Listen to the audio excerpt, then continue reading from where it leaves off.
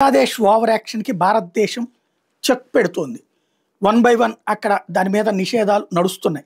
బంగ్లాదేశ్ నుండి ఇప్పటిదాకా internet band width మన దేశానికి కూడా ఇది ఆశ్చర్యపోయే అంశం. మనకే తెలియదు ఇప్పటిదాకా కూడా.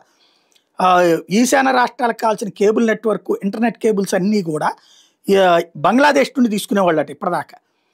ఇది ఈ మధ్యనే ప్రభుత్వం నోటీస్కి వచ్చింది. ఇది ఎందుకు అని వాళ్ళందరినీ పిలిచి అడిగితే జియోగ్రాఫికల్గా ఆ ఏరియా దగ్గర ఉంటుందని తీసుకున్నామండి.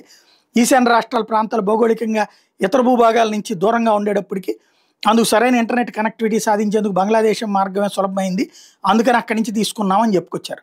దాంతో కేంద్ర ప్రభుత్వం సీరియస్ అయింది. బంగ్లాదేశ్ ద్వారానే 7 ఈశాన్య రాష్ట్రాలకు ఉండేటటువంటి ఇంటర్నెట్ సేవల్ని తీసేయమని చెప్పింది. తక్కువ దూరం తక్కువ లాటెన్సీతో అందించగలిగేటటువంటిది ఇంకొకటి ఆల్టర్నేటివ్ చూసుకోమని చెప్పింది. గత 10 ఏళ్లుగా ఈ దిశగా మౌలిక సదుపాయాలు పెంచి మన దేశంలోకి మనమే కేబుల్ లైన్లు వేసి ఇప్పుడు బిఎస్ఎన్ఎల్ దేశీయ ఫైబర్ ఉపగ్రహ నెట్వర్క్ల ద్వారా మొత్తం ఈశాన్యానికి ఇంటర్నెట్ అందిస్తోంది. ఆ విధమైన యాక్షన్ని అంటే మన వాళ్ళకి పూర్తి స్థాయి స్వేచ్ఛతో పనిని ప్రభుత్వం ఇచ్చిందనమాట.